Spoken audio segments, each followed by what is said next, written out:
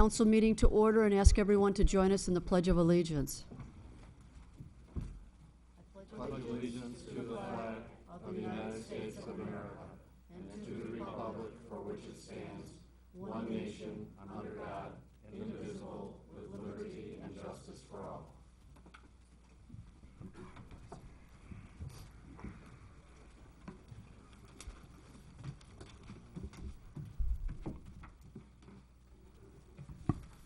The roll, please. Alderman Belke. Here. Alderman Belzak. Here. Alderman Kenny. Here. Alderman Marquez. Here. Alderman MacGyver. Here. Alderman Shower. Here. Alderman Seifert. Here. We have a quorum. The next item is questions, comments, and announcements of a general nature.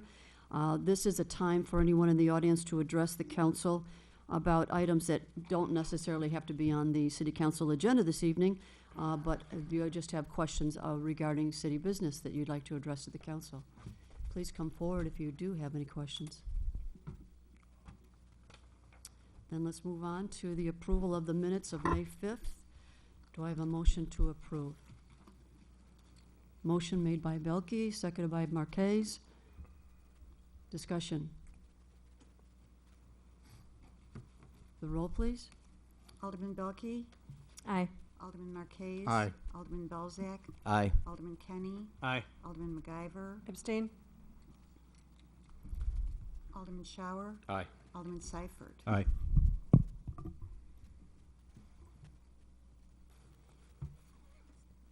Approved? Minutes have been approved. The next item is receiving of communications. Do any of the aldermen have communications? Alderman Shower. Thank you, Madam Mayor. I got a phone call from Mike McGee at 1302 Iroquois Lane.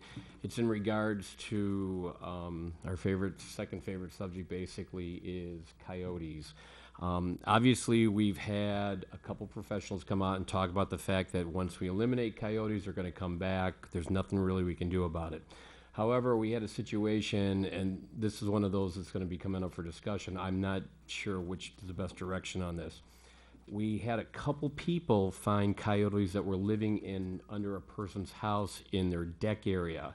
Now, obviously, that's private land. There's not much we can do about it. But is there anything that we could contact, I don't know, DuPage County or something in order to get these, coyotes removed from the private area? That's a question we'll have to ask the experts. The wildlife representative that did come out to speak with us, I guess we'll just have to contact them and see if there's any kind of suggestion they have as to how to handle that one. Yeah, and because that brings into the situation, what was it, last year that we had them here, or was it 2 years ago? Last year, I believe it was. Last year. So I'm thinking not only that, maybe we might want to have them come on out and give another refresher on what's going on. Don't we have a video? We have a video that plays on our website. Yeah, we have a video, and actually there's a couple of residents this week that we brought them to that website so they could watch that again. I know there are private trappers that would do that. They're pretty expensive for coyotes. When we had one out a couple years ago after a small dog was killed, and thought that maybe there was a pack living in this vacant abandoned home next to where this puppy got killed, and we had a trapper out who's very knowledgeable. But again, he didn't charge us, but he does charge if he captures and many times they're killed is what they do with the coyotes. We can start with our wildlife experts and give them as a referral to the residents you're referring to. Perfect. Okay. Alderman MacGyver. As a former volunteer of the Willowbrook Wildlife Haven in Glen Ellen, the other thing that's really important to do or not to do is leave out trash and leave out food for other animals, because they're scavengers essentially, and that attracts them. So if they don't have that, they generally do stay away from populated areas. So. Yeah, I think exactly. You took the words right out of my mouth. We can't get that word out to our residents enough. Don't leave out food for these animals. Yeah, including garbage. Definitely garbage. But and they can also contact the Willowbrook Wildlife Haven. They give a lot of good ideas about that as well, and they have information on their website as well. Very good. So it's part of DuPage County Forest Preserve District. So. Just one other thing to mention on the coyotes. One of the frequent complaints that we get once they're identified is that there's a concern that they're going to be a danger to humans or children in the area. And just one thing, if no one's going to take the time to watch the 30-minute video on that, coyotes, there really aren't documented attacks from coyotes on humans. They're generally a threat to small dogs, animals, cats. But for those that are concerned about them going and attacking children in the area, you're far more likely to be attacked by a dog or someone's pet dog than you are a coyote. So while they might look different and we're not used to them, they're not, as this perception might be, wolves. They're much different, and they are not a threat to humans. Thank you. And then that's the other thing. It is a territorial thing. They're not eating these pets. It's really kind of, they're establishing a territory for food. So, people that don't have fenced-in yards should be very careful about, they shouldn't just let their dog loose. They should go out on a leash or whatever. But Even fence yards, the incident we had, they can pretty easily get over a 4 or 5 foot fence. yeah, Yeah, if you start getting the 6 foot Yeah, the fence in 6 it, you're foot. a lot better. But some of the smaller fences, you still got to be careful. I've walked a small dog and they run away. Mhm. On a leash in general. I've not, Yeah. we had a few in Farmingdale Village. I haven't seen them in a long time though, I'll be honest. But Very good. Alderman Belke? I have a few items of communication. I'll do the easier one first. I've received a call from Jerry Haley at 516 Easy Street. And what he was concerned about is he has an ash borer tree problem. And the arborist had been out last year to see it. And it was about halfway dead, he said, at that point. So it was injected. And he said this year it's about 2/3 dead. And I think our arborist said that we'll wait another year and, we can see how it goes and then maybe take it down then. But his opinion, since it's looking really bad and it's an eyesore in that beautiful area of lined streets with trees, he was wondering if the city can do anything to expedite that. Let me take a look at and review it Yeah, tomorrow. I told him that you would be happy to help him with that. Okay. So you've already given the address for the, Well, I'm You can give it to- communicating now you- to Dan because I just got the call Yeah, before okay. today. yeah, he'll follow up on that. Go ahead. The second item of communication is from a resident, David Seabolt, and he is located at 7317 Sunrise. There's two points here. One is he lives adjacent to the city's property by the high school, by the ball field, which would be on Sunrise and Elm. And was purchased a few years back for some water retention problems. So right now what's growing on that property is dandelions. They've overgrown and the city doesn't really treat weeds. And what he's saying is him and his neighbors are trying constantly to control the weed problem on their lawns because of the the spread of the dandelion weeds. So I did talk to Dan. Actually, Dan talked to him first, and then I went over to his resident's house. So at this point, we talked and said, is there other properties in Darien that they own that they aren't controlling for weeds? And Dan, you want to give an Sure. update on that? The answer in that respect is the city currently has approximately 10 properties that are utilized for detention basins and or larger parkways. In this case, 74th and Eleanor was something that was taken over or DuPage County had actually raised the homes, and DuPage County forwarded us the properties for our ownership, which basically includes maintenance. With that said, we probably have close to 10 of these facilities. The facility that's Alderman Belke is referring to tonight would cost approximately $2,000 per year for the various fertilizer applications. Excuse me. In conjunction with the remaining 9, there will be an additional expense of approximately $7,500 to treat the various applications throughout the year. The applications are 6 applications, and they're based off of the current contract pricing that we have.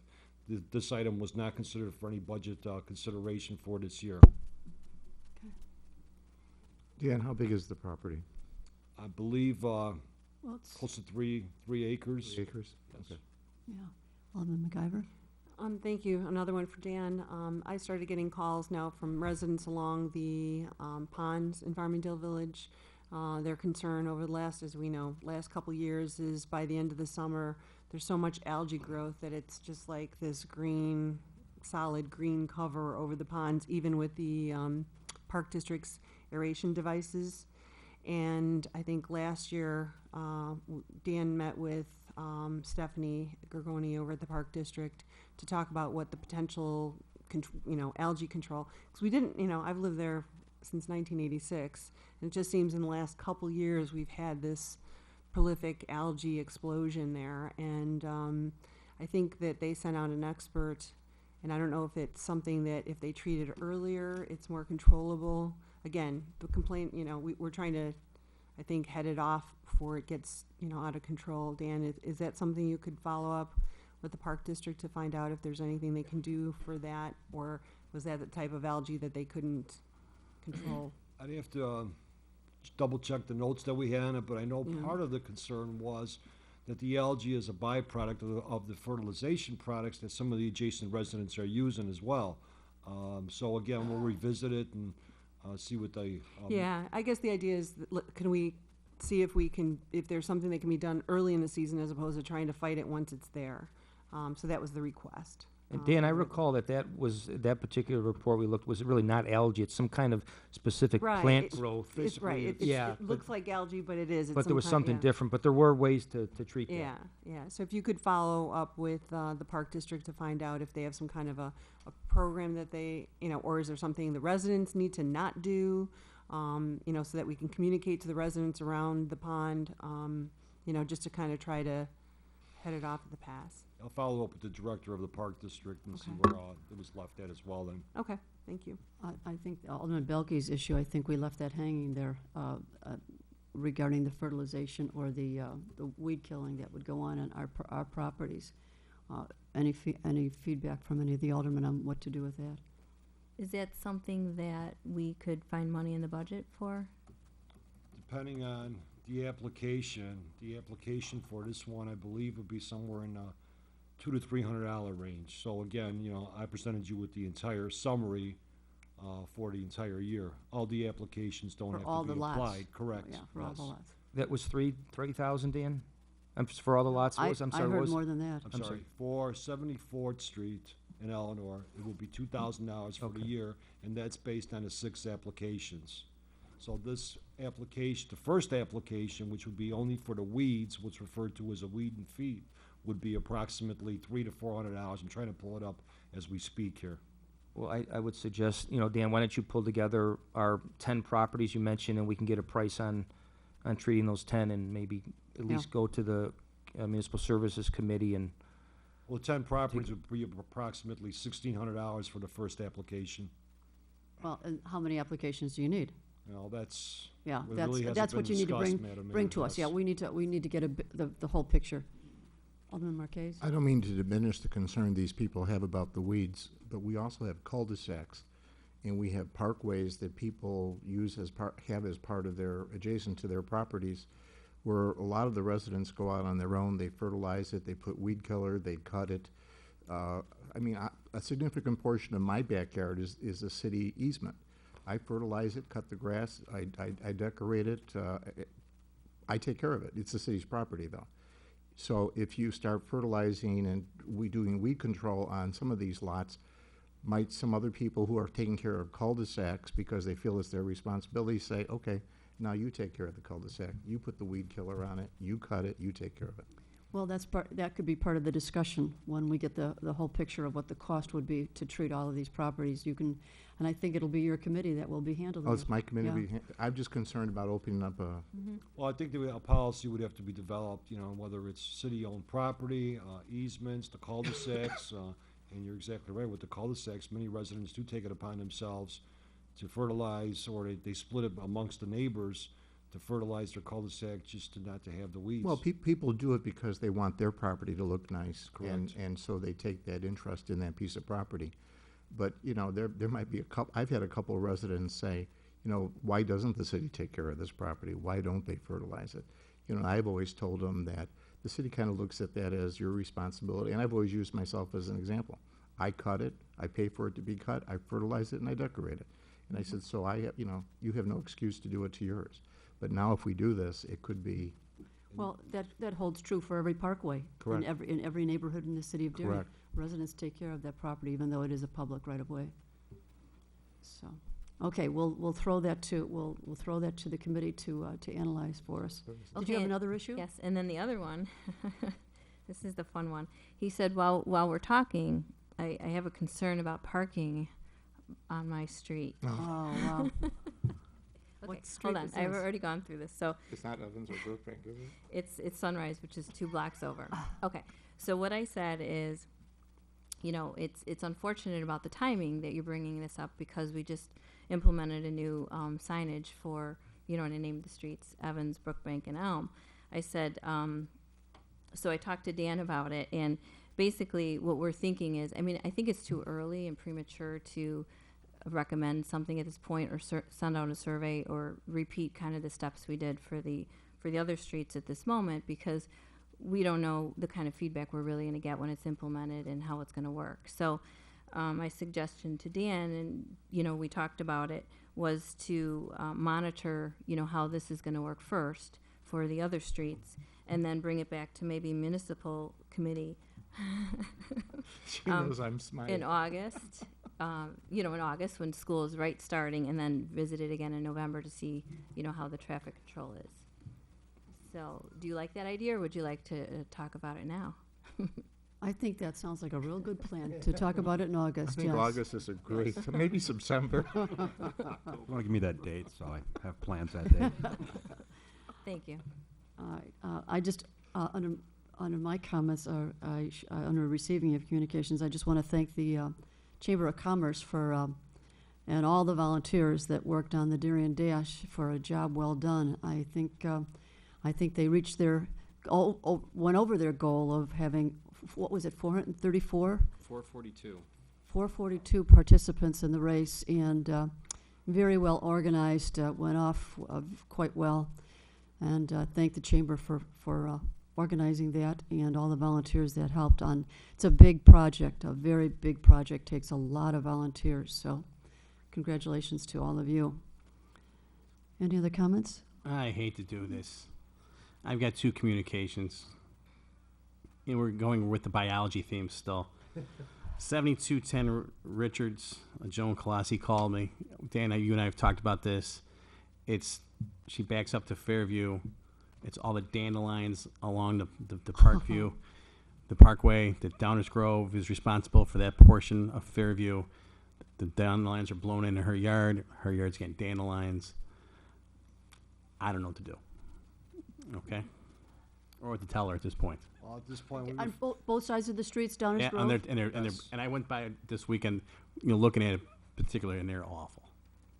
and with all due respect, we did put a request to the Downers Grove, to the Village of Downers Grove, to look into the problem. Number one, they never responded back to us. I think we all know what they're going to say. I'm pretty sure.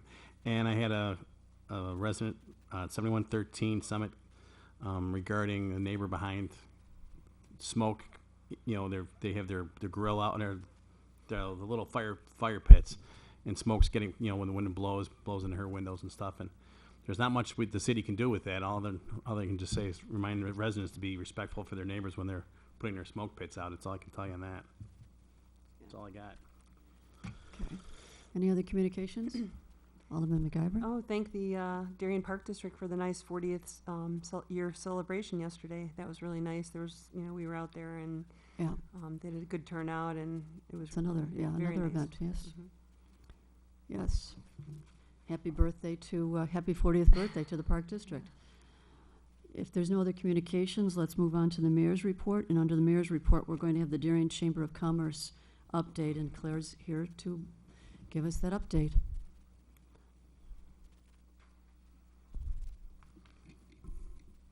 Good evening.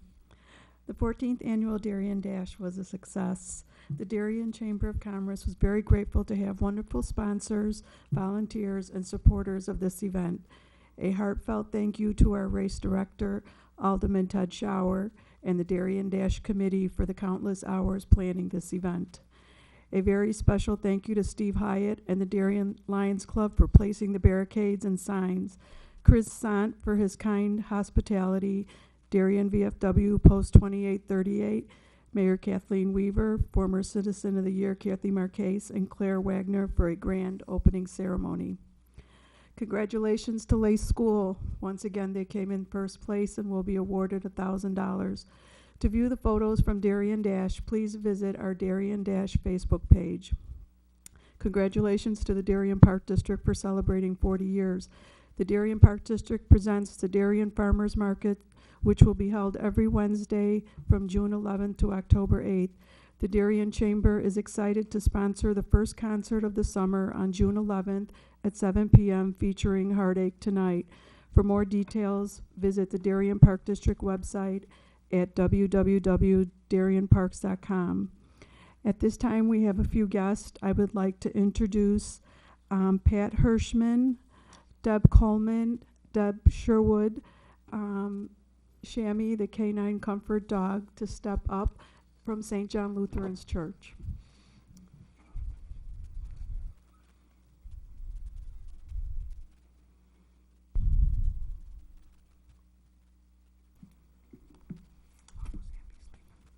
Good evening. My name is Pat Hirschman, and as part of the communications team, I bring greetings from St. John Lutheran Church. We thank Claire for her invitation to attend your meeting as a member of the Darien Chamber of Commerce. St. John has been serving God and his people since 1859 in this area. Our mission statement is sharing God's love his way.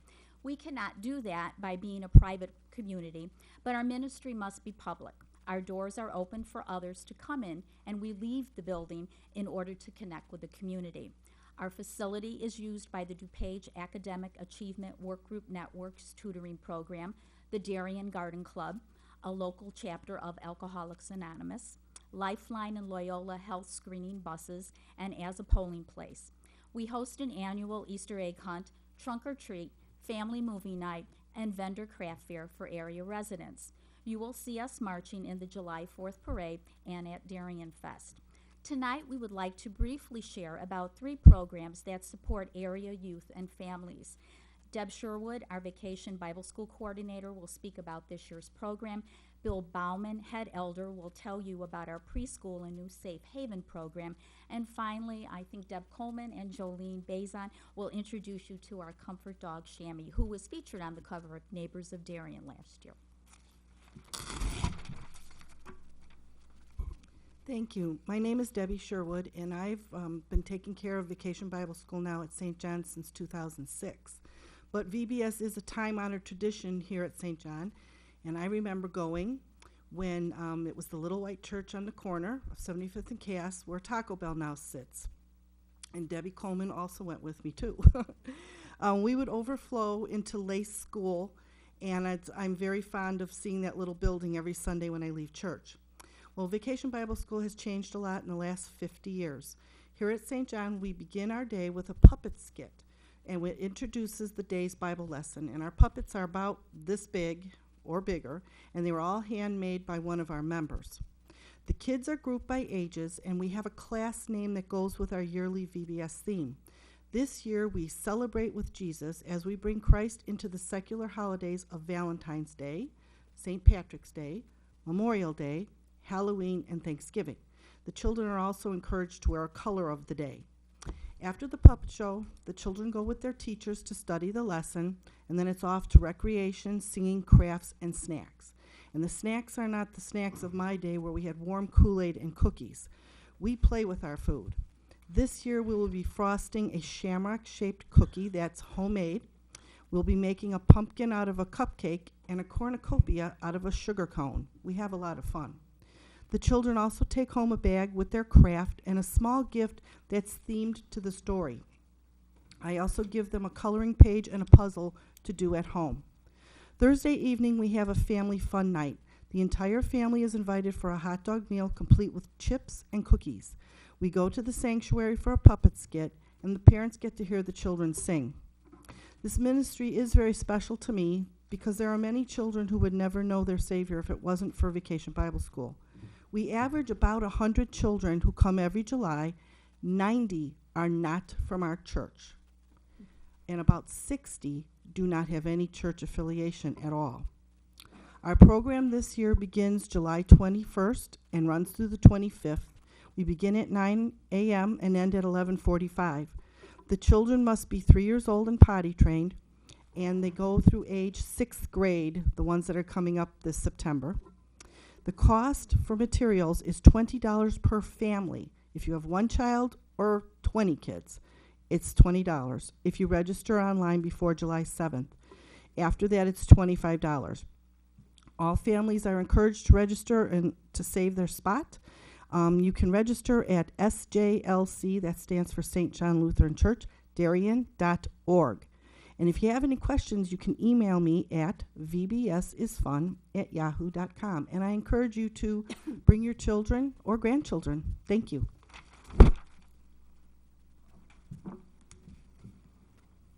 Good evening. As Pat mentioned, my name is Bill Bauman. I'm currently chairman of the elders at St. John Lutheran Church. I'll talk to you a little bit about our Early Learning Center and our new Safe Haven program. The Early Learning Center has been there since 1969. I've been at St. John for about 40 years, not quite as long as the other two ladies, but pretty close.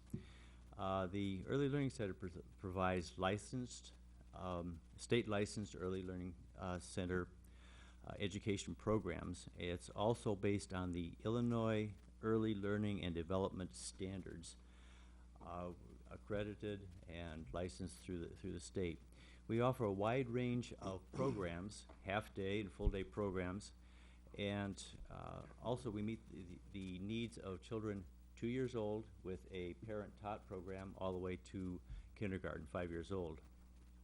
We have had a number of other opportunities where we've offered before and after school programs and special programs such as Little Amigo Spanish, Young Rembrandt's Drawing, things to get kids going. And as many of you know, preschool is the stepping stone to a better adult.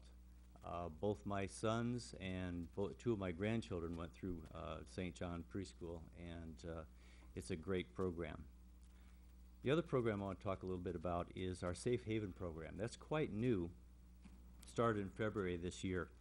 Again, as many of you know, kids that are left to their own devices sometimes find interesting things to do. Our program is for middle school kids between about 12 years old and over.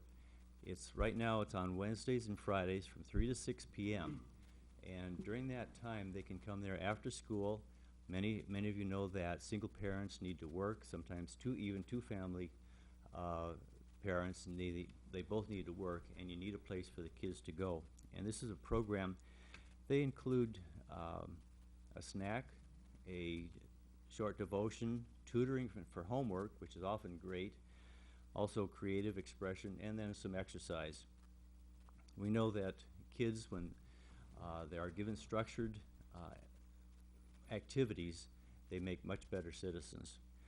We recently received a $5,000 Joshua grant from Wheat Ridge Ministries and Thrivent Financial. These two groups will give the grant for the purpose of new programs to help further development in churches and areas to increase the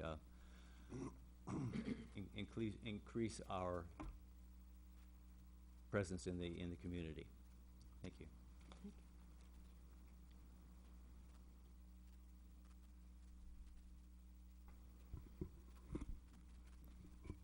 And I'm Jolene Bazan, and we're with Chammy's.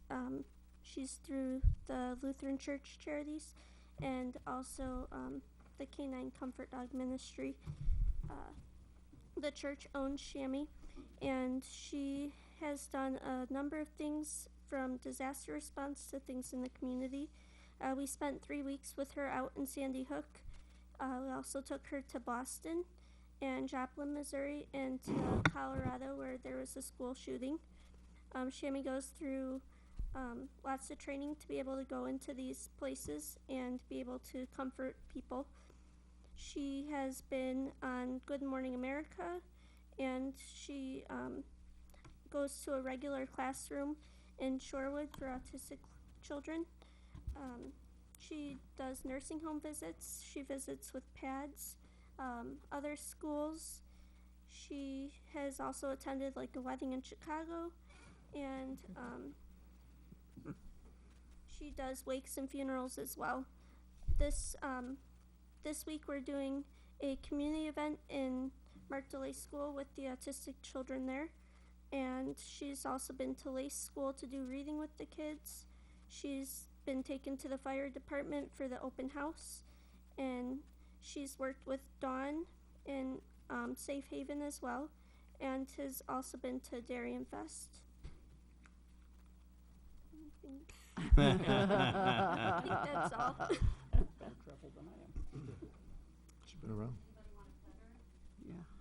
No, I would. Can we Yeah. come? Thank you. We are going to leave with Claire our trifold of community service trifold, and also a preview of our giveaway for the July 4th parade, which is a heart-shaped stress reliever in case you get stressed over city government or anything. Thank you. very much. Thank you. Thank you, St. John Lutheran. Wow, they have a lot to offer at the church. At this time, I would like to welcome I our love new her. chamber member in Darien, Diana McCarter with Human Resources Concierge. Hello, good evening, to the Honorable Mayor, Yeah. and Yes. the distinguished guests. Oh, You okay, need to speak in I'll the- talk in the microphone. They won't hear you at home. My name is Diana McCarter, and I'm your newest member of the chamber in terms of my business, Human Resources Concierge of Illinois. I bring to you a rich background. I was the former Deputy Director of Human Resources at the Illinois Department of Public Health. Prior to that, I was a policy advisor for the Illinois Emergency Management Agency, had an opportunity to work in some real-time as well as exercises for the state. And then throughout government. Just recently, I was with the Federally Qualified Health Center in the Chicago area, and now I decided to start my own business. I'm excited about it. I offer a plethora of experience and information from the human resources. I target small businesses and seasoned businesses who don't have their own human resources department, but need to have those compliance documents that is required oftentimes through FOIA and by law when they request them. So I am your human resources subject matter expert to help you get those employee handbooks, those policies and procedures, those guidance documents. I just recently wrote a guidance document for credentialing for the FQHC that was approved by HRSA. And that's my talent. I love to write. I also bring some educational background to you. I have a bachelor's in communications, a master's in public administration, organizational behavior, and I'm going for my doctorate degree in educational leadership and management at Capella University. I couldn't do the University of Illinois because of the tight classes. But I do the training as well. So if you or someone you know need some human resources guidance, I'm your girl. Okay? Any questions? Thank you. That was easy. I have some business cards for you as well as a rack card. So if you'd like to take one around. And I hope to see you soon. Also, thanks to Claire, I am now a recent or a newly appointed board member. So I'll get an opportunity to see you guys in another venue, okay? Yeah, Diana, she's really good at hooking you into these things here, I'll tell you. Yeah, I kind of gathered that after the first day. Thank you, Claire. Thank you. And thank you, distinguished guests. I'm delighted to be a part of it. I've been in Darien for a couple of years, so it's time for me to get involved, huh? Yeah. All right. Thanks, Diana. Bye-bye. Thank you. Thank you. Thank you. Don't go away. Claire, we have a Dancing with the Star. She did an outstanding job with the seniors. Oh. So let's give her a round of applause, okay? Thank you. Okay. Let's move on to the city clerk's report. City offices will be closed on Monday, May 26th, in observance of the Memorial Day holiday. City administrator's report. Thank you, Mayor Weaver. I think this is probably a good time to invite the developers of Darien Point LLC, Ed and Mark, if you'd like to come up, please, and kind of introduce yourself to the council. I think unless some of the council members have met you before, they've looked at this agreement.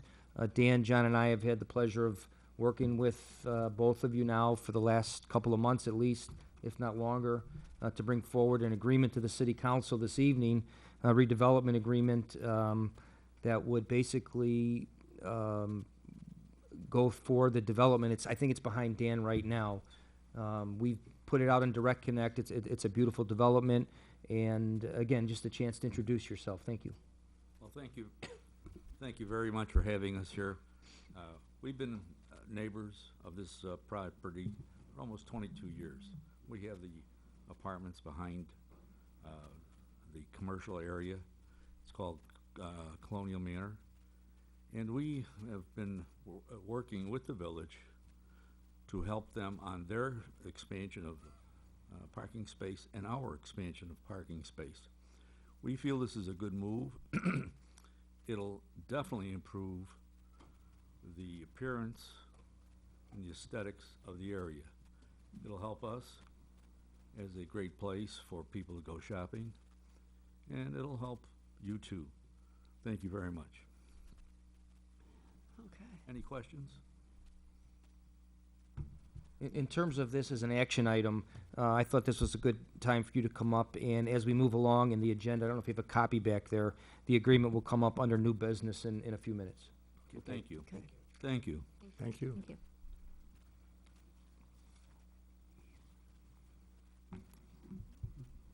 One more quick item, Scott, if you could just give a quick update on the aggregation, please. Yes, late last week, we faced a deadline for continuing on with our electric aggregation program or moving back to the ComEd rate.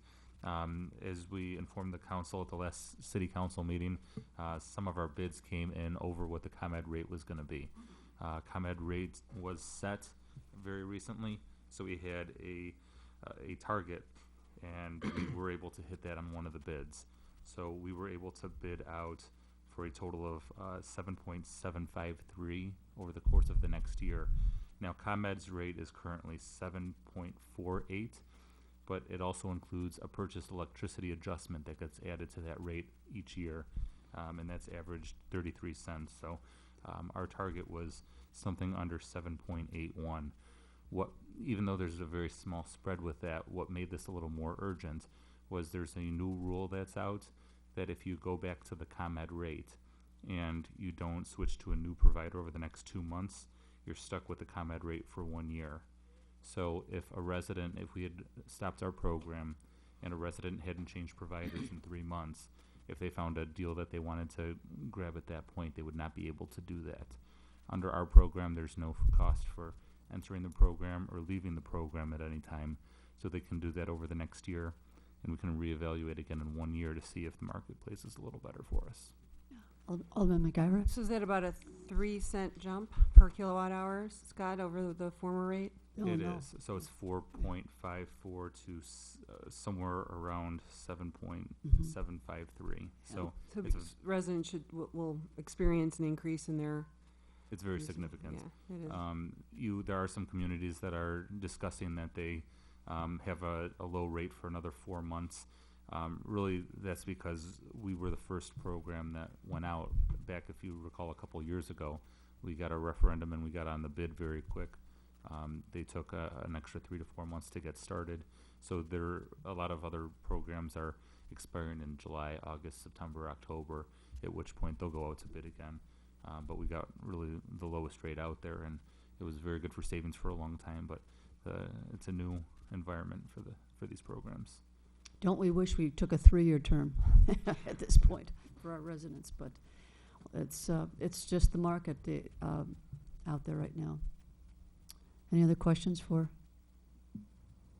Scott on the upcoming? So there will be when will letters they take going rate? out It will take effect in July? It's with the July billing, it switches over. So residents will have a few more months with this. It's a similar program to last time where they'll receive a letter just saying that the city of Darien has switched over. If they want to opt out at this point, they'll have another opportunity to do so. So this goes out to any resident that's not part of a program now. So if they've already signed with another company, a Constellation and Integris, they'll receive a notice. What company did we end up going with? Their name is Verde Energy. They've been doing this for around 3 years now. They're privately owned, but their backer is Shell Energy. Okay. And what was the range of bids? They were really all over the place depending on 1 year, 2 year, and 3 year bids. The lowest 1 year was 7.753, which was Verde, which is by far the lowest. The bids got up to 8.19. That's significantly above the ComEd rate, and we're seeing other communities that are opting the other direction. Addison is one of them, they're pushing all the residents back onto ComEd now. So it's not quite as easy a defined decision as it was last time. And this is a 1 year deal that we're entering? Okay. This is a 1 year deal, so we can revisit again next year, and the council can decide the best move. Thank you. Let's move on to city department head information and questions. Are any of you going to make a presentation? Madam Mayor, I just have one quick item. Some of you might have noticed that we've put up 4 LED fixtures recently. Those fixtures are located at 79th Street and Farmingdale Drive, GG Road and Richard Road, Beller Drive and Aylesworth, and Bailey Road and Greenbrier Lane. We were able to secure a grant for approximately $1,600, of which the city will own about $450, $500 for the cost of these street LED lights. This is a brand new concept. LoomQuest has entertained. LoomQuest Incorporated has entertained this grant and is able to secure the funding. Our goal is to be able to at least put a sample out there, test them over the next several months, see what the cost savings is, and eventually, for next budget season, introduce it as a potential phase of a streetlight change-out program for the entire city. Didn't we use 79th and Farmingdale the last time we did a testing Correct. of It these? was about almost 3 years ago. It was a little different technology. Some of the technology has advanced since then. It seems like the LED technology is continuously advancing, and the cost has gotten a lot better compared to what it was 3 years ago. So we'll have a cost, a return on investment analysis, and see what grants are going to be available then.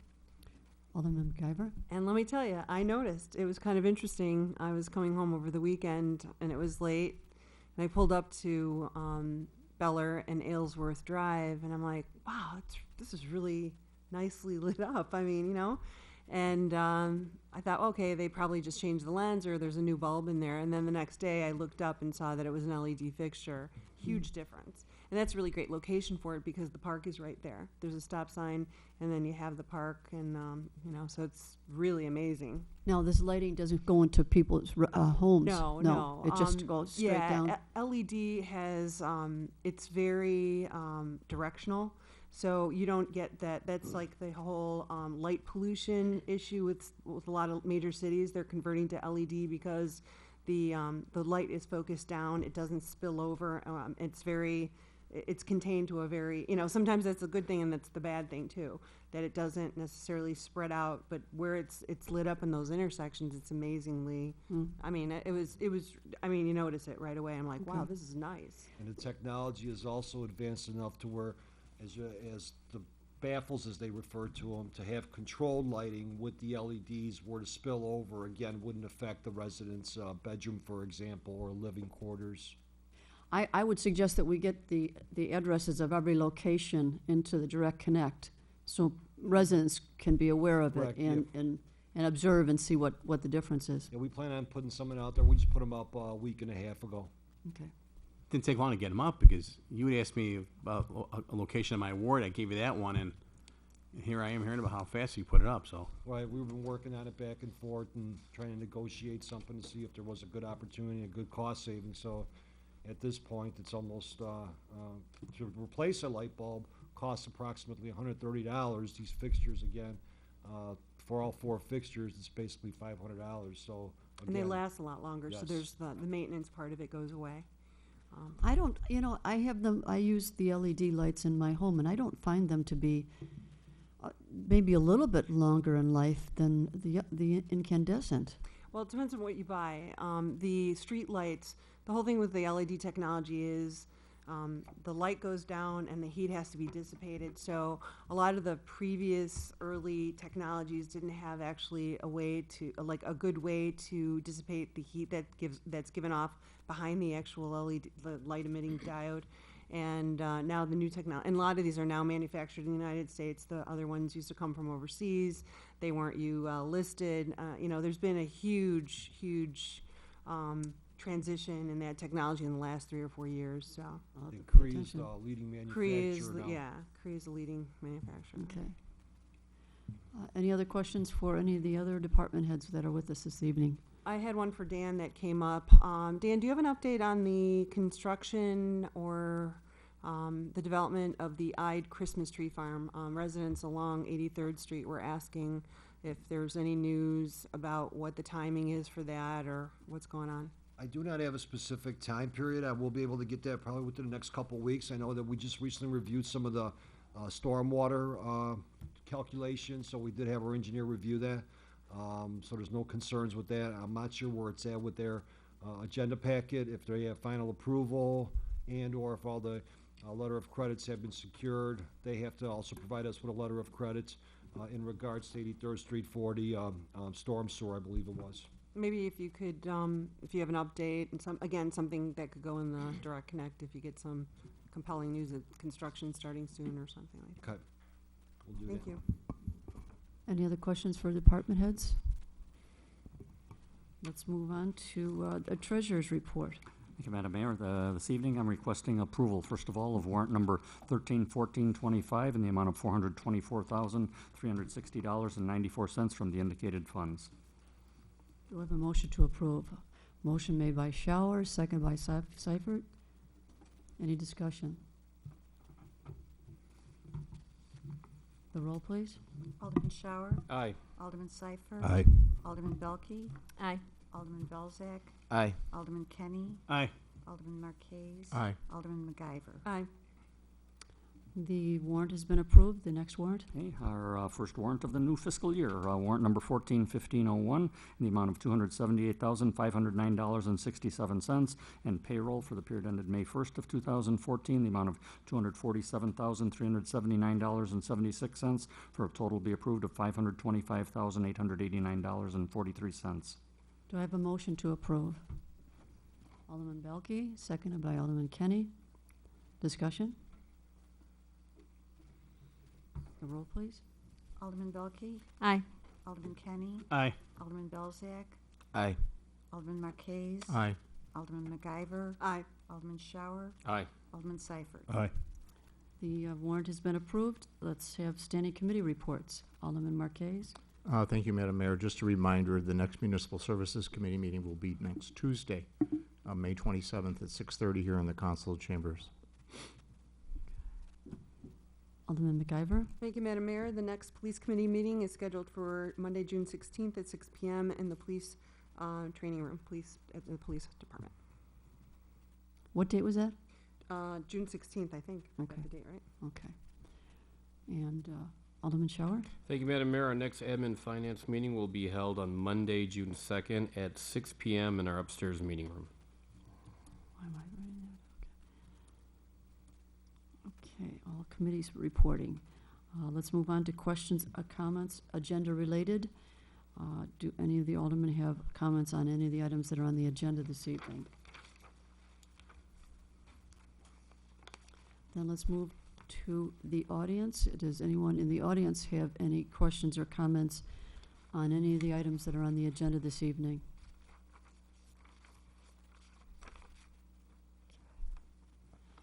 All right, then let's move to old business.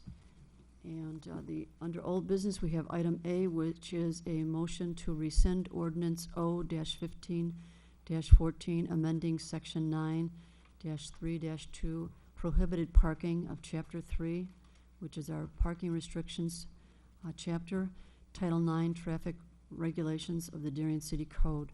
Do I have a motion to approve? Alderman Belzak. Second by Alderman Shower. Discussion? I just wanted to bring up that this is really a carryover. Obviously, it's old business, but it's a carryover from last last meeting, and we just had to further clarify under the letter B, which didn't, when we first passed this, we didn't really address the west side of Brookbank Road. So that's kind of what the change is. Okay. So we're rescinding and then redoing, in other words. All right. The roll, please. Alderman Belzak. Aye. Alderman Shower. Aye. Alderman Belke. Aye. Alderman Kenny. Aye. Alderman Marquez. Aye. Alderman MacGyver. I'm not sure. I didn't vote on it. Can I vote on it, or do I have to abstain? Okay. Aye. Alderman Seifert. Aye. Motion has been approved. Item B is a motion to approve an ordinance amending section 9-3-2, which is prohibited parking of chapter 3, title 9 of our Darien City Code. Do I have a motion to approve? Alderman Seifert, seconded by Alderman Kenny. Discussion? The roll, please. Alderman Seifert. Aye. Alderman Kenny. Aye. Alderman Belke. Aye. Alderman Belzak. Aye. Alderman Marquez. Aye. Alderman MacGyver. Aye. Alderman Shower. Aye. Mayor Weaver, just for the minutes, again, that clarification, when the ordinance refers to no high school or event parking, that's all event parking, not only event parking from the high school. Okay? Good. Let's not confuse the issue anymore. Just so that's in the minutes, so- Administrator Vanna. Let's be done with this, Brian. We are done. Okay. Let's move on to the consent agenda, and let me read the items. There's 3 items on the consent agenda this evening. The first item is a motion to approve the Project Home Children's Foundation 5K and 1 mile walk run, which will be held on September 28th. This is a new foundation in the city of Darien. It's founded by a Darien resident, and they're going to have their 5K and 1 mile walk run on September 28th, 2014, and it's going to follow the same route as the Darien Dash, except they're only going to do a 5K and a 1 mile for this event. The next item is a motion, and in part of the motion for the Project Home Children's Foundation is to approve it and the route for the 5K run and the 1 mile walk. Item B is a motion to approve a grant of a waiver of the raffle license bond requirement for Our Lady of Peace Home and School Association. The next item is a motion to approve the annual 4th of July parade, which will be held on Friday, July 4th, 2014, beginning at 9:30 a.m. And sponsored by the Lions Club, and they're going to be doing a different route this year because of all of the construction that's going on 75th and Plainfield Road, and they will be using the Jewel parking lot for the what do they call that? The staging of the parade, and the parade will go north on Cass Avenue and then go east on 71st Street as the main route of the parade this year, ending up at Hinsdale South High School. So I'm sure all that information we'll have lots of information coming forward on that. So with that said, do I have a motion to approve the consent agenda? Alderman Marquez, seconded by Alderman Belzak. The roll, please. Alderman Marquez. Aye. Alderman Belzak. Aye. Alderman Belke. Aye. Alderman Kenny. Aye. Alderman MacGyver. Aye. Alderman Shower. Aye. Alderman Seifert. Aye. All items have been approved. Let's move to new business.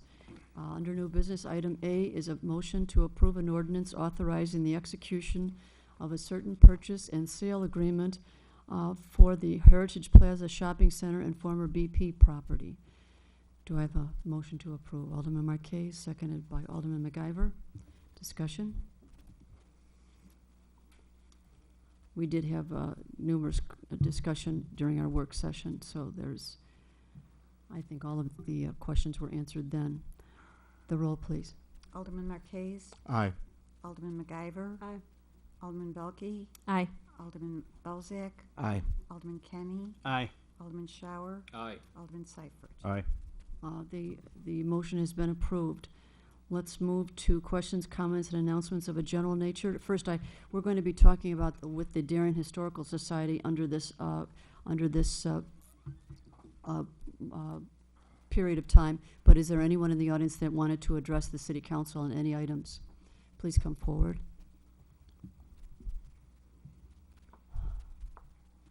Good evening, Madam Mayor, council members. For the audience and those at home, my name is Matt Goodwin. I'm the commander of the Darien VFW.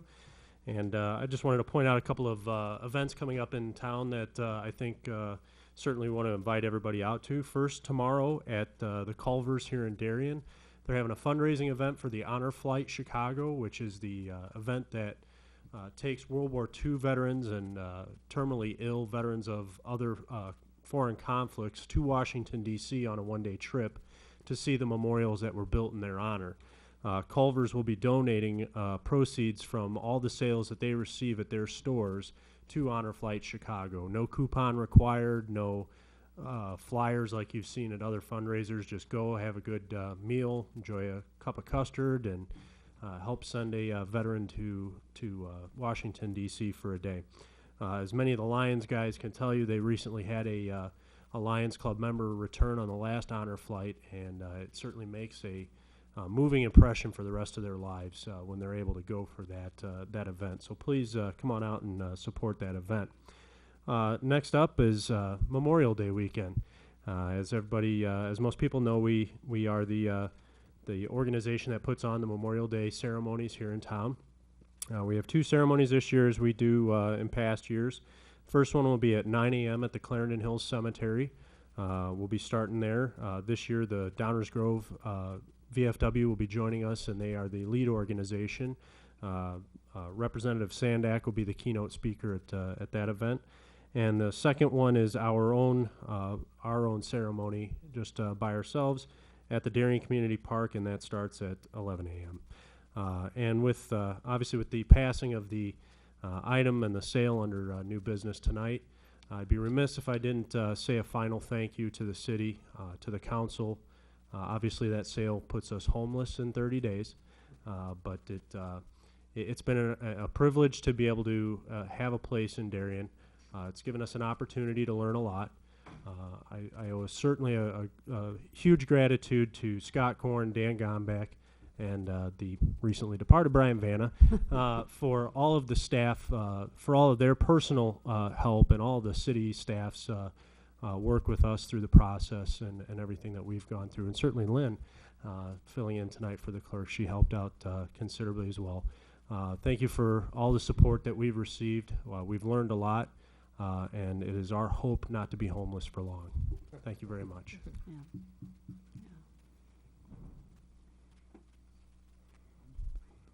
He's not departed anymore. Yep. If there is no other resident besides the Historical Society that wants to address us, then let's move on to the Historical Society. At our last, I forget the date of our previous meeting, the council came up with a number of questions that they wanted to address to the Darien Historical Society. And that's why they're here this evening, so they can address our questions. And good evening. We are very appreciative for the opportunity to make a presentation to you this evening, and that is to the city administration, to the city council, as well as to the Darien residents. I think a little brief history would be helpful, and so I'd like to just begin with reminding those who already know, or those of you who don't, that the individuals who established LACE came here in the 1840s, 20 years prior to the beginning of the Civil War. The first one-room LACE schoolhouse was built in 1859 at its present location on the northwest corner of 75th and Cass. The building burned in 1924. But it was rebuilt immediately by 1925. It remained the only schoolhouse in LACE for children in first through 8th grade. And it wasn't until Marion Hill School was built, and that was 1951, that there was another school built, and that was LACE School. That was 1957. Although that was built, although that was used as a practice room for elementary District 61 band program, the building essentially remained empty from 1957 to 1970, when the building was leased to the newly incorporated city of Darien to be used as its first city hall and its first police station combined. When City Hall was moved to Plainfield Road, the question of the building's use was again raised. In 1973, then Mayor Alfred Stramalia appointed George Tuchalski city historian. Shortly thereafter, the Darien Historical Society was formed by a group of interested citizens, and the city determined that Old Lace School should be turned over to the Historical Society.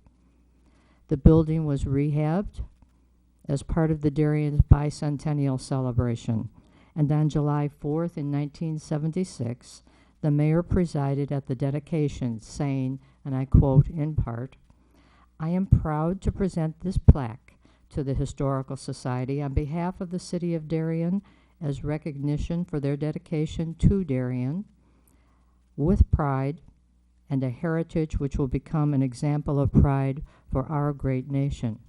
That is a thumbnail sketch for you, but I think it lays the setting. At this time, I'd like to introduce Debbie Kiris, who is also one of our board members. Thank you. Debbie will talk to us about artifacts and archives.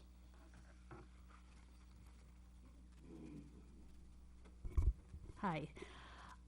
We are proud of our collections of archives and artifacts. Highlights of our archives collection include photographs of the Andrus family, which were one of the first families to arrive in the Cass area. Photographs of the Anderman family, were among the first to arrive in the Lace area. We also have the Wall of Darien, which consists of news clippings that are a year-by-year chronicle of the history of the community, and handwritten minutes of the first Darien City Council meeting, and the records of the Homeowners Association prior to incorporation. We have a collection of well over 700 artifacts. Highlights of our artifact collections include the restored wedding dress that Melinda Anderman wore when she and Julius Wermeister were married in 1930. The bell to call students to Old Lace School we have in our collection, and the uniform worn by Ed Musial, Darien's first policeman, and also farm equipment that illustrates our rural past. Our archives are being inventoried and stored in archival boxes. Most of our artifacts are inventoried, numbered, and recorded digitally and on file cards. We have also partnered with the Indian Prairie Library to share photos and highlights of our collection online. We also have a Facebook page and a website which is under construction to serve all ages. Activities have been created for school groups, scout groups, and families who visit the museum. Copies of these activities are available for you to see this evening. I have packets if you'd like to just take one and pass it around. Thank you. In addition, we have presented programs on the community's history in schools, at the library, and to community organizations. All the third grade classes in District 61 will visit the museum on June 11th this year, and we have a special program for them. This goes on all day. Every class will come throughout the day. We are focused on creating programs that raise awareness of Darien's history. Old Lace Schoolhouse and Museum is the sole repository of documents, photographs, campaign literature, newspaper articles, and memorabilia pertinent to the settlement of the Lace and Cass communities in Downers Grove Township and the development of the city of Darien. Having these records accessible provides a valuable service to the city. Publishing our book, Images of America Darien, would not have been possible without access to these archives. The Historical Society is committed to the rewarding venture of collecting and preserving the area's past.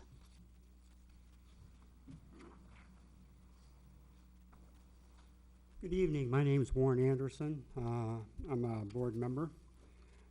As we look forward to the future, the Darien Historical Society, hopefully, has clarified its position. We would hope to continue to curate the Historical Society's collection of archives and artifacts and to manage the future acquisition of archives and artifacts. We would like to continue being responsible for the maintenance of the building. Rather than be reactive as we have been, we would like to be proactive. A predictable amount of investment from the city would enable the Historical Society to budget for routine maintenance, management of collections, expansion of programs, and capital improvements, plus efficiently plan for annual and future responsibilities. We understand that we would work with city staff and the council in determining and submitting an annual budget along with an annual audit of our funds by the city. You have been provided with a copy of our budget that indicates our financial resources as well as our expenses. Capital expenditures needed in the future are also listed in the information you have been given. The Historical Society would prefer to remain a 501c3 organization and would like to continue to sponsor our 2 annual fundraising events, the Sunday dinner and the Tag Day. However, this year's Tag Day has been canceled because we do not want to risk the safety of our collectors during road construction. These 2 primary social events, we will also sponsor an ice cream social and the tree lighting ceremony. These 2 primary social events are provided to foster a sense of community. Our goal would be to offer these events as cash-neutral activities, thus allowing us to concentrate on the quality of the event rather than the need to raise revenue.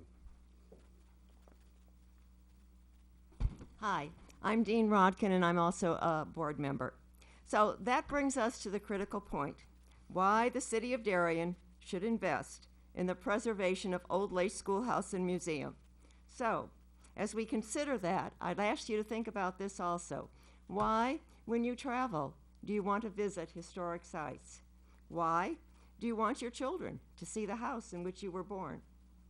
Why, at family gatherings, do you relive the past and bring out treasured photo albums? Old Lace Schoolhouse and Museum is Darien's most significant artifact. It is the context that gives meaning to the Darien Historical Society's collection of archives and artifacts. This would help. Okay. It allows visitors to touch history, to experience the past, not just read about it.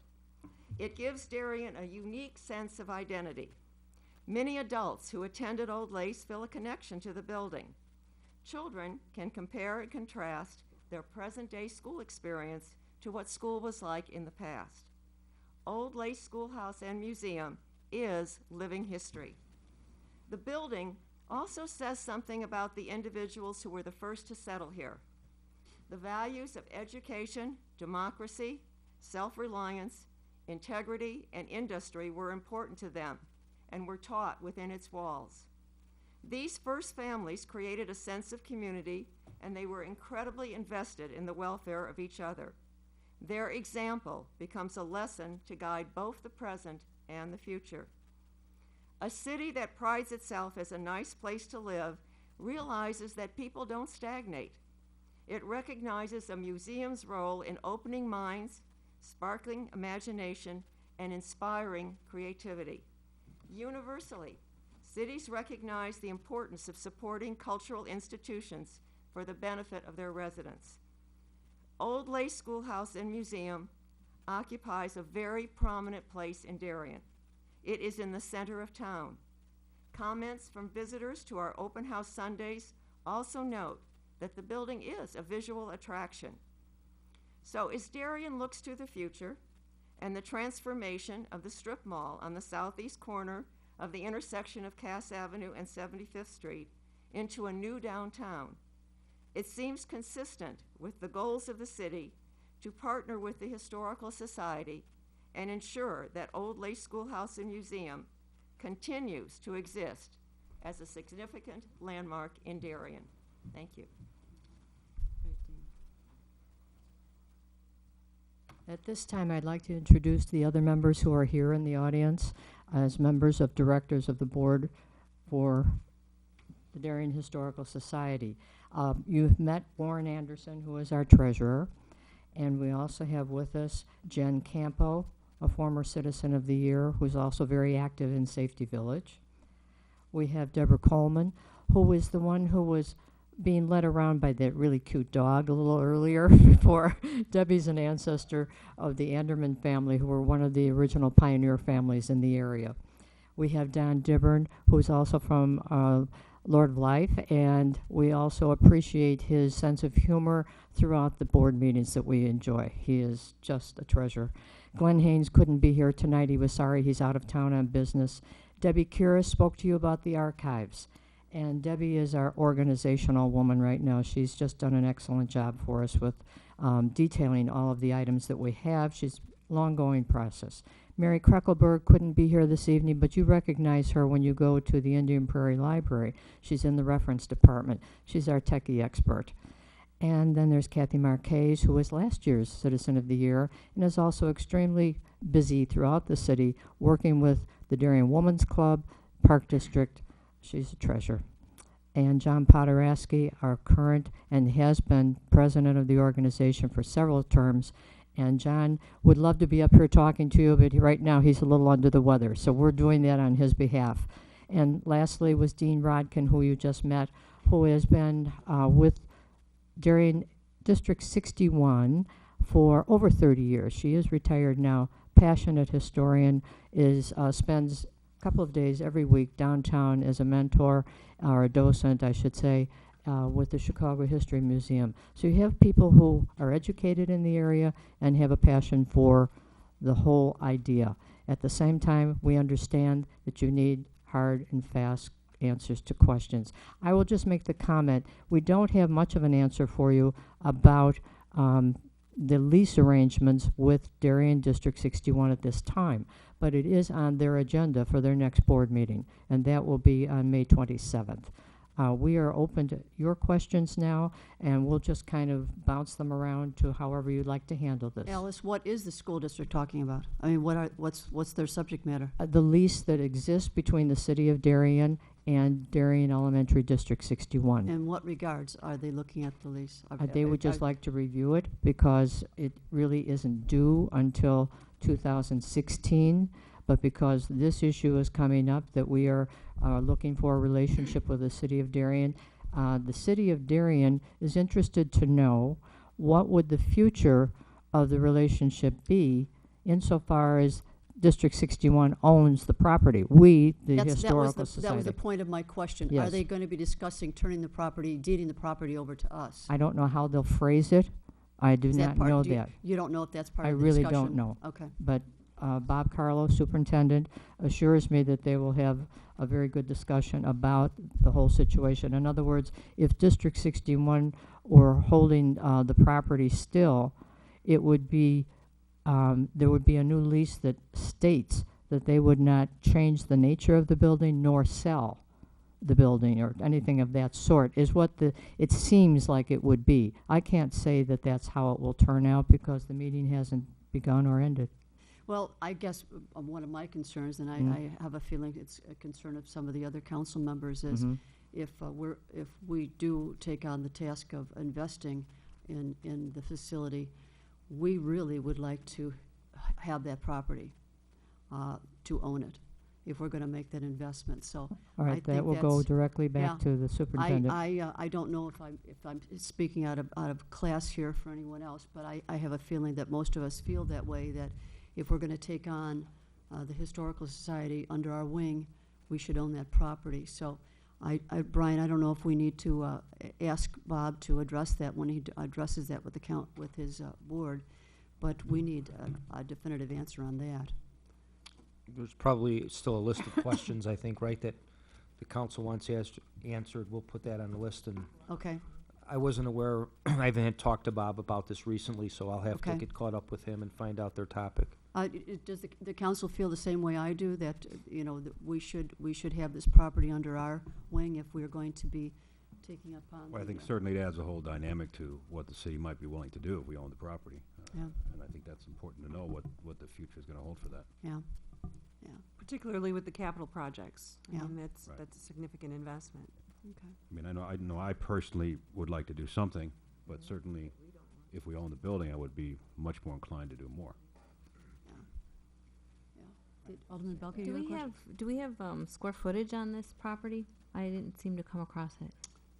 Well, I'm sure it's not just the building itself. I'm sure there's more property there, but, I'm just wondering, 'cause yeah. The I'm sorry, one Alice, thing did- I'd like yeah. to clarify Denise is about to is, come I up think here. there might have been some misunderstanding. John doesn't look good. Keep going. Ask from an alternative to buy if they would take a $100 Thank you, John. Alice, I'm John sorry. I is, didn't mean to cut you off there. That's but- quite all right, I didn't hear him. John has just reminded me that we were not we did not have that information before us, that the city was interested in buying the property.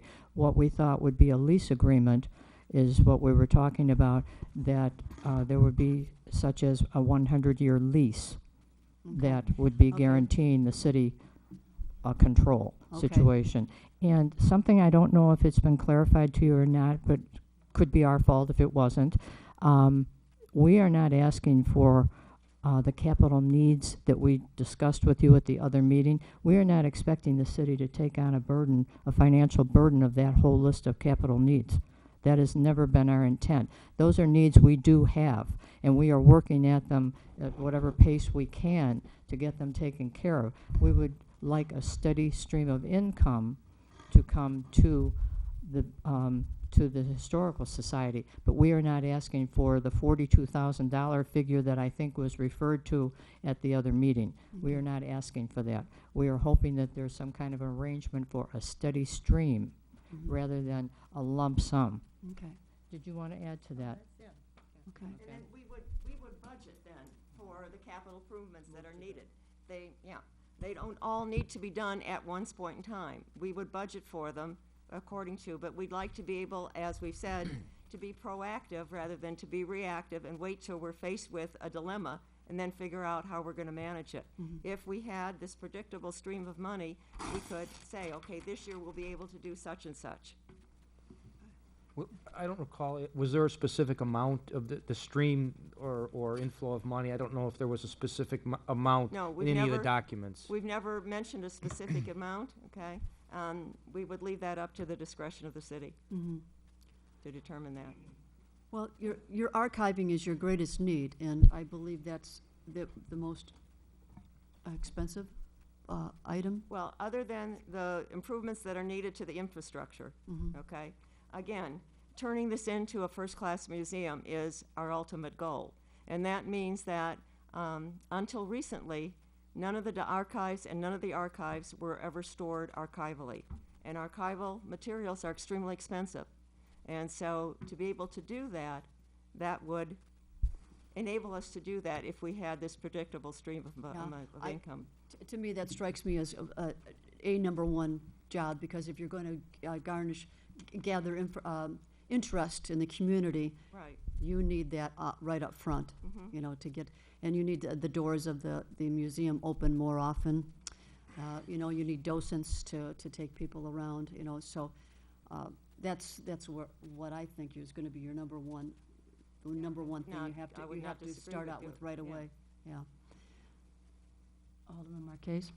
Dean, I would see this as a situation where, like any city department, Dan Gombeck or Chief Brown, you would prioritize your needs on a given year and work with city staff as they would to determine a budgetary amount that would then go through the council for approval. So, for instance, you could say, I mean, we don't do all our streets or cut all our trim all our trees or do all our ditches in one year. We prioritize that. And that would probably, you know, when somebody says, how do you see the Historical Society working out? I see that very much the same way, where you sit down and you prioritize your needs on a given year.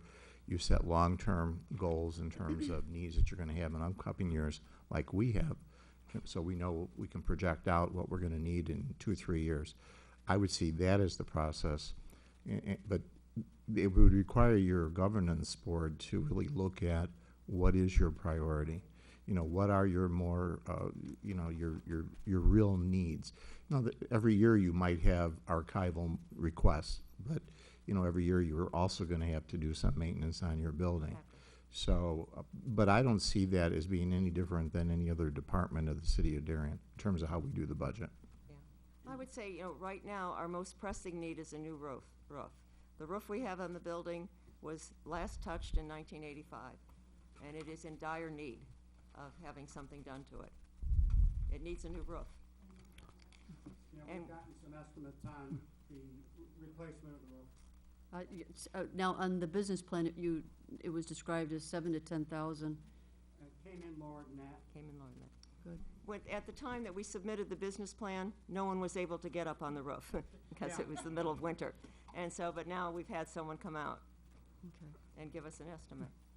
I mean, I guess there's, I'm sorry. Go ahead. No, Go, Alderman George. Seifert, please. Well, I guess, I mean, there's a bunch of different ways of looking at this. I mean, one, I've heard like a stipend for X amount of years to be used how the Historical Society sees fit. Another way is, the way Alderman Marchese brought it up, is that basically we're looking at discretionary budget items that would be submitted to the city, and then we could vote on them one way or the other. And I guess another way of looking at it would be taking over certain aspects of their budget that the city would then have control over. So I guess at some point we have to get together to figure out which route we want to go, because really, And they've just said they want to keep control. right. Yeah, So that would be more of a stipend thing. Whereas Yeah. what you're saying, we're losing a lot of control, really. But the control is also, you know, being subject to the approval of the city council and the city of Darien in terms of, you know, of how to set up a budget and also the auditing of our books. So, I mean, obviously that would be something that the city we would expect to have happen should we have this money. Treasurer Corn. Well, you guys know I love you dearly, and I've been happy to help and work with you for a long period of time. That being said, but I guess one thing that strikes me about your organization that doesn't seem to happen, a lot of other organizations that I contribute to, you send them a check today, within a week they send you, thank you, and how about some more? I mean, with you guys, you don't do that. I mean, sometimes, you know, I reach out to you annually to make a contribution, and I'm happy to do that. And I believe that a lot of residents in the city would do more of that. But I just don't think you do as much of that. I mean, I think you are important to the city of Darien. I personally believe that, and I believe most of the members here feel that. But I don't feel that you pester us enough. Yeah, you're happy to come to the city, and it's easy to come here in one spot. But I'm not quite sure you've taken other avenues, selling a brick with somebody's name on it, the pathway, things like that. I know those are more challenging, but yet it doesn't entail the city contributing to the extent you're able to raise those funds independently. And I just haven't seen, like I say, I mean, any other organization I give to, sometimes I'm reluctant to give to them because they spend more postage sending things back to me. Please send more, please send more, please send more. Well, part of it- I'm I'm, sorry. I'm happy you do that. But I don't believe that the residents really hear from you of these needs. And I think it's good that it's coming out in this meeting. It's being televised, so hopefully some people on TV will see that. And I assume that you're open to public contributions also. Be happy to receive them, I would imagine. You know, there's only so many times you can go to the same well until the well runs dry. And so we keep going back to our members and saying this, and the members have been incredibly supportive of what we're doing. But you're addressing an issue that we've had for a long time and have tried to figure out a way to deal with that, and that is increasing our membership. And Well, I'm not suggesting that, but I know personally I've been a life member for, well, not Right. life, but for a certain period of time. But I never really remember receiving any mailings or anything from you. Please, can you send some money? These are our needs. This is what we're trying to accomplish this year. I personally don't remember getting that. Yeah, this year with our membership mailing, we did send out information about our capital needs and the things that we're trying to do with archiving and the like. It was in the membership application. And quite a few of our members did send in addition to their membership dues, some pretty good-sized contributions. With that, we're building up to start working on getting something done with the roof. But we have a rather limited membership. And because of that, we can't be asking them too often. I think, was this the second time in the last 3 years that we have asked for additional money above and beyond? One group that we have are lifetime members. You know, a lifetime member pays once and they're done. We send out a special mailing just to them. explaining some of the needs that we have, and they came through with quite a bit. Right, but what I'm suggesting is we need to reach out even beyond the membership to That's- other non-members through whether it's the direct connect. I mean, I think there are things we can do even non-financially that might be able to help and raise the awareness of your organization, if nothing else, to outsiders. And again, by this being televised, I mean, I would suggest to all citizens of Darien, if you feel it's important, please get us that information, so maybe we can get it out on Direct Connect, and we can get other people, whether they join or just a one-time contribution to help something like that, I think would be a very positive step. Would you like to be our fundraiser? I don't mean to make light. I really don't. We do use Darien Connect, Direct Connect. We do send information to them, and they do publish it. Have we ever made a direct plea for a contribution through Darien Direct Connect? No, we haven't done it that way. We have done it to the membership. We also announce our events, and they understand that some are fundraisers, some are a little less than that, just community awareness, absolutely. But your point is well taken. Our problem is we don't have the finances to send out a mailing per se. So that information goes through Neighbors Magazine. That has been a great help to us. We've been very, very just relieved, to be honest with you, because it lifted the burden a little bit, because at least we could keep our awareness level higher because of Neighbors Magazine. So the fact that the city of Darien handles that so admirably was a bonus for us too. I'd like to add what Treasurer Corn was saying, because I feel that as well. Like, I've been to some of your presentations before, and although I, traditionally don't like heavy sales pitches, I do feel like you can increase it's okay to ask, even if you are coming to do an educational thing. I don't think it's harmful to, push a sale a little bit more. We do have try to open get- house, as I say, and as the mayor has pointed out, it is limited because of various technicalities that we've talked about, but we do have jars available for donations. When we are doing some sort of a fundraiser, the people attending, they understand it, and they have been doing that. And I fully agree with you, and all of our directors do. It's just we don't have the ability to reach out on a mailing type of thing to people. We do put our events on the cable network all the time, that sort of thing. So we hope that keeps our face in front of the city membership, or the city at large, I mean, rather than just the membership. That's a way we can reach out. Alice, have you ever Yes. approached any of the local businesses, kind of like what Mr. Goodwin was talking about with the Culvers? And thank God, I get to Yes. go to Culvers tomorrow. And Yes. Anyway. Yes, But have you they've ever been done- helpful. Culvers has been helpful to us too. We think we do the Sunday dinner, and for those of you who have been there, we approach many businesses, and we get at least 30 responses that are positive, and give out gift certificates and things like that from our local businesses. Those who are willing to do so have been very kind, and we appreciate it. Some of them are corporate members, quote corporate. Very little of that, however. There isn't a great deal of that. So it used to be a little more so. When the city was smaller and there was more cohesiveness, now we've broadened, and that's excellent. That's how the city grows, and that's what you look for. But at the same time, it gets more dispersed. So, and times have been tough. Let's face it, economics have been tough for all organizations, and especially the not-for-profits. So I come to you with that too. I would examine what the Union Prairie Library did as far as fundraising for the bricks that they put out in their garden. I've seen some pretty hefty price tags on bricks that you memorialize, with whatever you want, and you could do that easily at the Darien Historical Society. That would you know, be a path, something like that. Alderman Seifert, you had your hand up.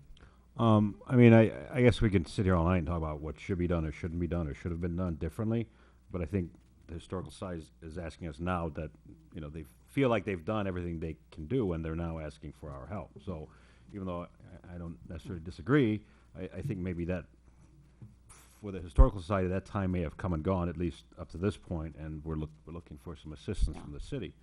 Personally, without knowing, I'd like to know what Lace would like to do with the lease, one.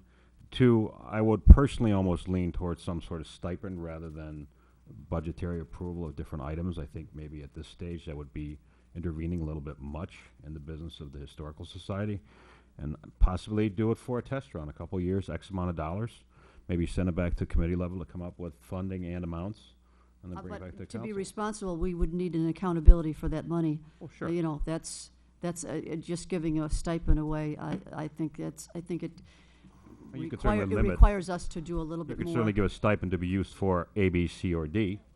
I think that would be some accountability. You could, just like we restrict things all the time, you can restrict what the stipend is to be used for. We had discussion during the budget with the police chief and the forfeiture money, how could it only be used for certain things? We could do similar things here. But I personally, I don't know how anybody else feels, at this point, I would rather see something like a stipend for X amount of years and see how it would work, and then move on from there. Other thoughts? Alderman Belke? Well, when I look at the numbers here from fiscal year 13 on through 17, I mean, roughly, it looks like you're in the hole about 3,000. Let's just say 3,000 a year. So, I mean, that's an easy number to throw out, but my concern more is, although you're saying you don't need to do the capital all at once, you know, like the roof is a big chunk, the painting and woodwork, the restoration. The restoration of the classroom is area. kind of a chunk. It's not like something just a little grand here or there. Yeah. So once you start, you know, having to address those, that you don't have a choice anymore, you know, because the consequences of not addressing them now Yes. becomes worse. I'm not so sure, you know, the 3,000 is going to go far. And I don't mind contributing, but I don't want to, you know, have it to where you're ending up spending more money because you don't have the money in the first place to address right away what you need One to of the address. issues we discovered with redoing the classroom area, there's lead underneath the layers of paint. And that's gonna have to be remediated before we can do anything. And we've already got, one estimate was 20,000? 22,000 on that. Right now, it's encapsulated under all the paint, but any kind of restoration means removing, correcting, and what have you, and that lead is going to be exposed and it's got to be fixed. Yeah, I don't see the stipend, I really don't see the stipend route here, because of, if you want this museum to become, you know, to be seen and to be discovered by the residents, we have to get it up and running and, you know, fully archived and everything in perfect condition, as perfect as we can get it, from the get-go, if we're gonna really, you know, pitch this to the residents. I don't see doing $5,000 stipends a year is gonna cut it. Alderman Marquez? I would agree with you, Madam Mayor, and this is not to demean the board, but just like the 7 of us come and go from this council, some of us come and stay a lot longer, but just like some of us come and go from this council, while most of you have been with this organization for a while, your board's gonna change. Oh, yeah. And I would just as soon see some type of governance on the part of the city in terms of accountability for the monies and where the money goes. You know, not only do we, this is my Shark Tank line, not only would we offer you the money, but we would offer you the expertise in terms of planning and budgeting and governance of your facility. You know, you made the statement in there, maintenance, we like to continue maintenance of the facility. I don't think you like to my interpretation of that is you meant you wanted to be able to the operation, the day-to-day operation of the facility, or did you truly mean you wanted to maintain? See, if you belong to if you belong to the city, Yeah. maintenance of that facility becomes the city's responsibility, and the governance of that and how that happens would have to be the city. I think you guys would be foolish to say, well, we only want X amount of dollars per year.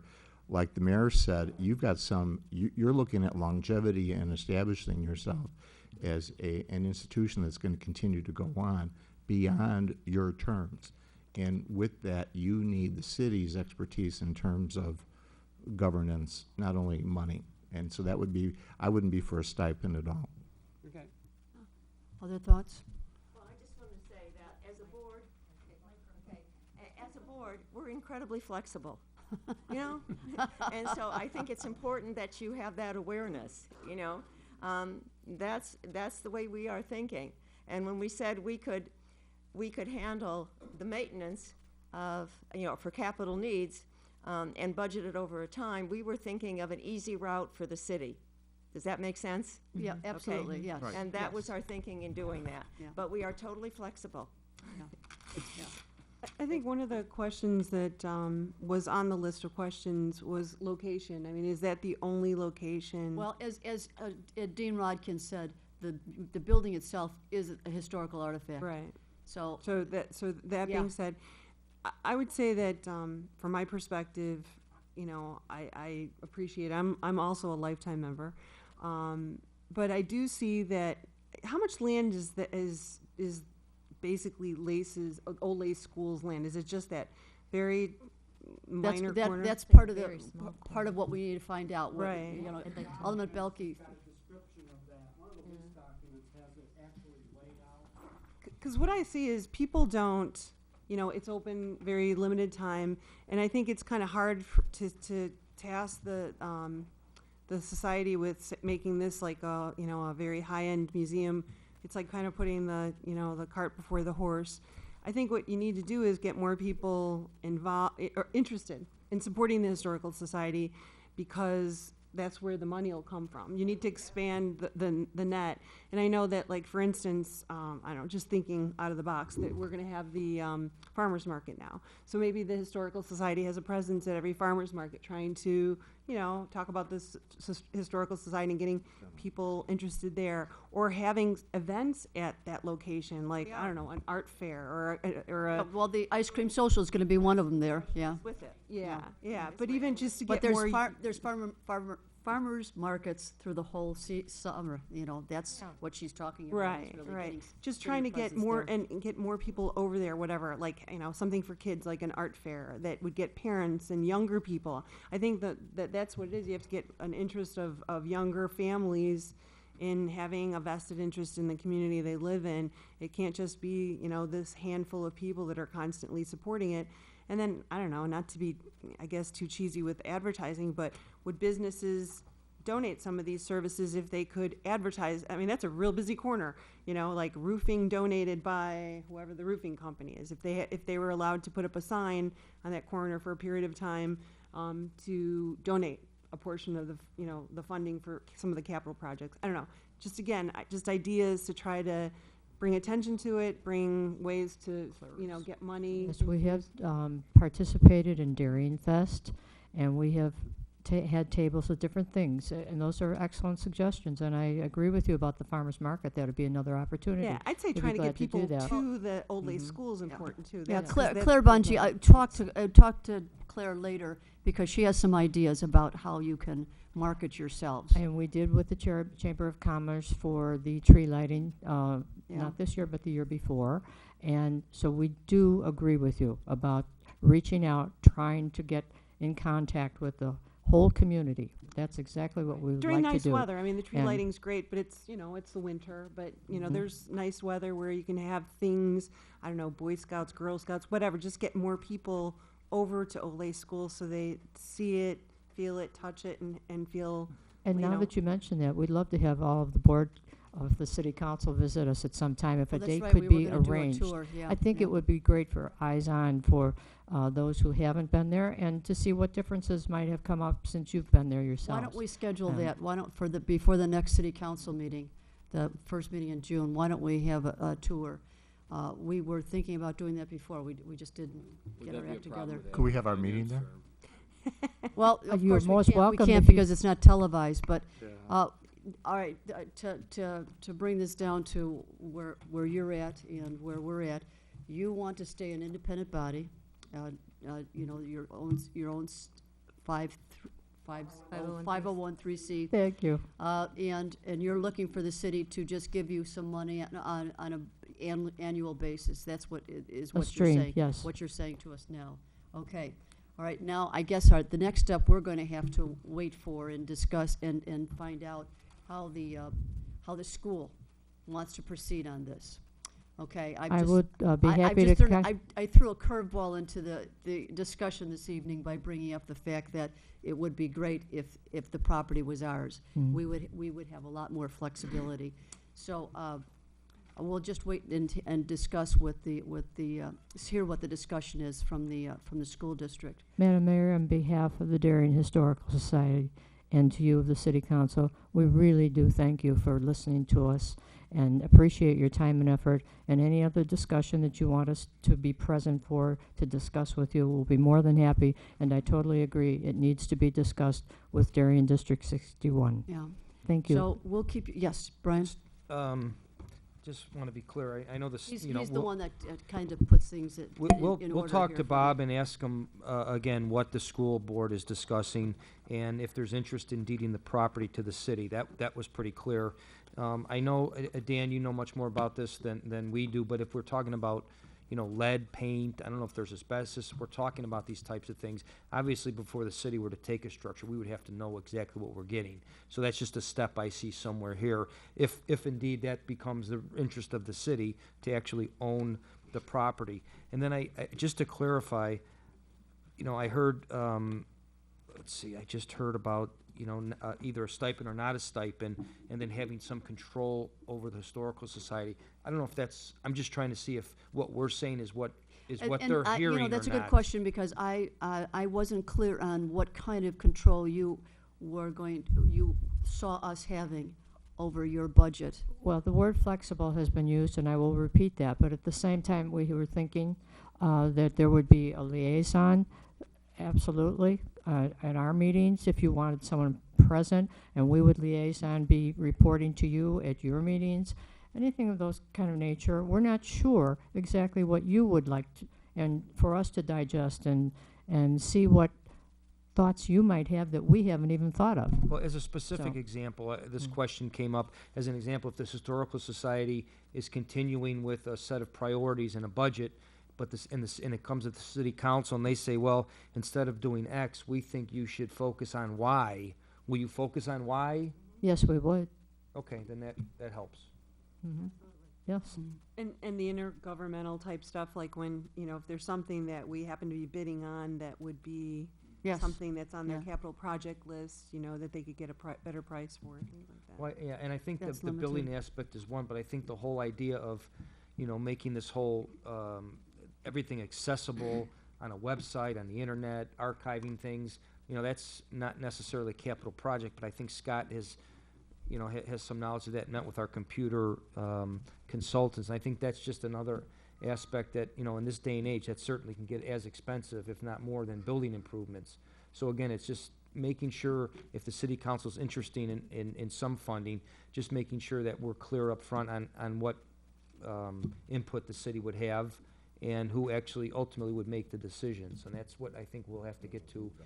And I don't know the next step, if it would go to a committee, if you're suggesting that we move to a committee or not. I think we best handle this in the committee of the whole. Okay. Let's not schedule anything for the council to deal with until we hear back from the school district on what their decision is, and then we'll let you know. Okay, and then, about that. again, on the, prior to the council meetings, we have committee meetings, so maybe, you know, as the council meetings sometimes are a bit shorter, maybe after the council meeting, committee of the whole might work also. Well, yeah, we can fit them in wherever we can. Yeah, okay.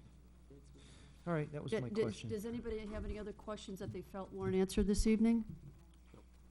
Yes. It's not a question, it's more another suggestion in terms of what Alderman MacGyver was speaking of in terms of the farmer's market. If I understand properly, the farmer's market is going to be scheduled for the same day that the Park District is also doing their summer concerts in the park, and that might be an ideal place, even more so. Well, you're doing that Well, the first day, you but only you're have the not, ice you're cream only social once, one right, time, right. but they're having concerts throughout the summer. And I'm wondering if prior to the start of the concert, where you have maybe a couple hundred people sitting in the audience, where the Park District would give you 2 minutes to present hey, we have a historical society here, we have some needs, would anyone interested in becoming a member donate, that type of thing. I mean, that would be for probably 10 or 12 weeks over the summer. Yeah. Can I ask just one quick question? Yeah. And I know it's getting late. When you created your budget, and I'm looking at it, fiscal year 13 donations $3,500, fiscal year 14 $2,500, fiscal year 15 $1,000. There's such I've heard commitment. I've heard what we want to do. We want to raise more money, yet you budgeted for less. And I just want to know what your mindset was on that. Those were specialized donation, it was based on specialized donation campaigns. For example, I mentioned about the lifetime members. We sent out a special mailing to them because once they pay their membership dues, they're done. Okay. And we sent out a special one just to them, and we got quite a bit that way. That's not something that we can do on a regular basis. So they don't include it into the budget, yeah. Yeah. Yeah. We had more of an upfront because we had immediate needs for it. We got quite a surprise that we were able to get the furnace replaced for free. And the money that we had raised toward that effort, we put into what we call our preservation and development campaign. So yeah, that's why that one line item goes down. I still have to revise that to bring it up to speed because that was prepared for everything at the beginning of this entire effort with the first intergovernmental meeting. That was back last year, late last year. So that's got to be revised. And I haven't had the opportunity lately. Oh, this is great. Fingers. Thank you, Warren. Any other questions? Okay, then Alice, did you have something? No. Nothing, again, just thank you, and if you need us to Yeah, respond, we'll keep we you will- Posted. Absolutely. Thank you Okay, very thanks much. very much. Thank you. Okay, I'd like to ask for a motion to adjourn. Alderman McIver, seconded by Alderman Belke. All in favor? Thank you.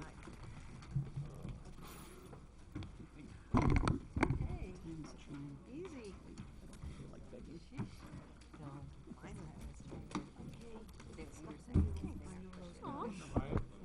Wow, stress heart. Okay.